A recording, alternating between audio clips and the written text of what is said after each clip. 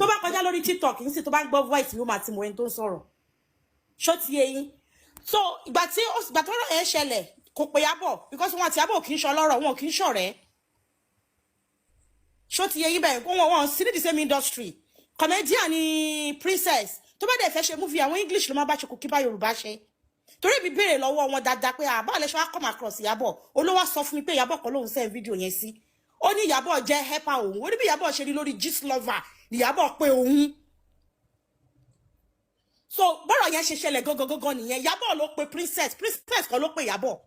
Ó ti ṣẹlẹ̀ o ẹ̀yin tèmi wàhálà ńlá ló ṣẹlẹ̀ báyìí bí àṣírí Ìyábọ̀ Òjó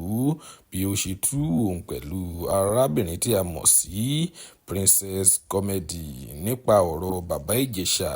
láì mọ̀ wípé gbogbo ọ̀rọ̀ tí ó ṣẹlẹ̀ ó ti explain rẹ̀ fún arábìnrin kan arábìnrin ọ̀hún ló padà wá sí láìfù tí ó padà wá ń sọ wípé kì í ṣe Princess kan ló tiẹ̀ lọ fi ẹjọ́ sùn Ìyábọ̀ Òjó ó ní Ìyábọ̀ Òjó fúnra rẹ̀ ló gbé ọ̀rọ̀ náà tí ó gbé irú o ẹ̀yin èèyàn wa ọ̀pọ̀rọ̀ kágbọ̀n ẹ jẹ́ ká gbọ́ fídíò náà tán. eléyìí tí àti lọ́lá làwọn sọ yàtí yóò bẹ̀rù Ọlọ́run wọn bẹ̀rù Ọlọ́run wọn bẹ̀rù àtúbọ̀tán kọ́tà wọn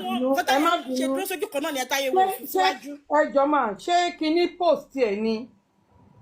Gistlover post ẹ mọ̀ pé bí bọ́rọ̀ yẹn ṣe ṣẹlẹ̀ ni Princess lọ bá Gistlover nínú DM ṣàkóso ìgbà yẹn Gistlover ló ń rìn ìgbà yẹn Gistlover nìkan pé tẹ́lẹ̀ sí Gistlover bá ti gbó báyìí ó máa go viral Gistlover ló ń rìn ìgbà yẹn so ó wá sẹ́ndì DM sí Gistlover pé kó gba òun o bàbá Ìjẹ̀ṣà ó fẹ́ rape kò tí a sọ pé ó rape gan ó ní bàbá Ìjẹ̀ṣà fẹ́ rape ọmọ òun ó lóun fi bàbá Ìjẹ̀ṣà sínú ilé kóun àtọmọ máa hack bó ṣe sẹ́dẹ̀ sí Gistlover nìyẹn bọ̀ ká lè mọ̀ pé ọjọ́ báyìí máa ṣẹlẹ̀ ni mi bá gba evidence yẹn lọ woman because she show it to me but ìgbà tí ó kàn mí ṣe understand mo gbé kò necessary ó fi hàn mí torí mi bá àǹtí yẹn jà torí kó ṣépè fún ìyá Rainbow nǹkan tó bí gbogbo ọ̀rọ̀ yẹn ẹ̀ tó fi sọ fún mi pé Ìyábọ̀ tóun ò pè gan Ìyábọ̀ stood by òun kí ló kọ ìyá Rainbow ń bẹ̀ torí èpè tó ṣẹ́ fún ìyá Rainbow gbà yẹn pọ̀ gan mọ́ ni àǹtí ẹ̀ bá ti má ṣe àjọ ń gbé ní Straight My Street ni èmi àti Princess dàtú ṣẹ̀ṣẹ̀ dé ńgbà yẹn. wọ́n ti fa ló sick. èmi ò mọ̀ bóyá ó sick o ó ti pẹ́ tí mo ti rí wọn last o mi mọ̀ bóyá ó sick gbogbo ìgbà tó ń ṣẹ̀ dé ìgbà tó ń ṣẹ̀ tọrọ yẹn ṣẹlẹ̀ tó ń ṣẹ̀ dé ní 2021 nìkan tí mo ń sọ fún yìí gbàyà jọ ń gbé ládùúgbò ní tó sọ fún ìgbà yẹn pé àwọn nídìí iṣẹ́ àwọn wáṣẹ́ ṣùgbọ́n asylum náà lọ ṣe wọ́n lọ ṣe asylum ní nàkán fẹ́ pa wọn. ẹ má sọ yẹn ejò. gbogbo àwọn fídíò àwọn gbèrò síta wọn ló fẹ́ pa wọn. asylum ni Princess ṣe. wọ́n tó wá ṣe bíbá ìdìbò yẹn dé báyìí ló ti lọ ṣàṣàìlọ́m pé wọ́n fẹ́ pa àwọn Nàìjíríà wọ́n lọ kéèsì bàbá Ìjẹ̀ṣà. bàbá Ìjẹ̀ṣà ló fi ṣe asylum. bẹ́ẹ̀ ni mo sọ fún yín. àmọ́ rí. asylum ló lọ ṣe gbà yẹn náà sọ pé àwọn tiẹ̀ fẹ́ kọ́ fún àwọn onílé bọ́ wọn fún wọn lé gbà yẹn. wọ́n fún wọn lé sọ́dọ̀ ẹ̀ tó dé sọ́dọ̀ ẹ̀ àwa ń gbé ìsàlẹ̀ ẹ̀ tó dé sọ́dọ̀ ẹ̀ ń gbé lókè. wọ́n kọ jáàmù wọn lọ́yọ̀ kan ni mo ń jáde àwọn náà jáde àwa jáàmù rẹ̀ mo ní Princess mo ṣáà kí wọn dáadáa mo ṣáà ṣe dáadáa sí wọn so ìmọ̀ àwọn àlẹ́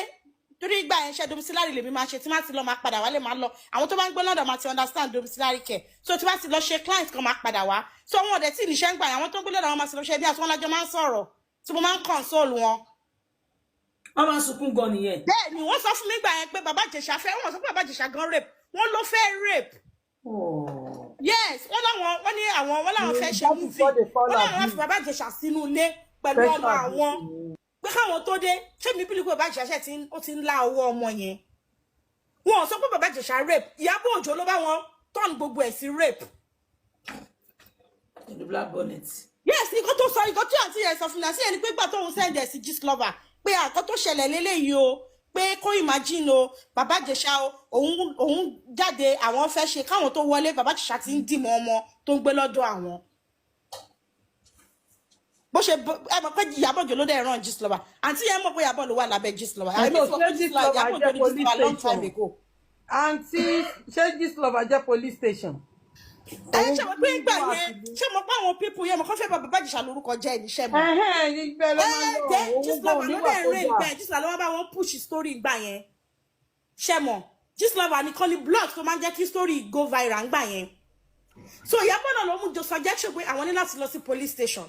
My sister, irọ́ ni princess pa fún yín. Ẹ jẹ́ a go back sọ̀rọ̀ tí. Anyway, kó tó sọ fún mi ni mo sọ fún ẹ. Mo ṣàpè Ìyábọ̀ lòun kó kọ́ lòun pé Ìyábọ̀. Ìgbéyàwó orí story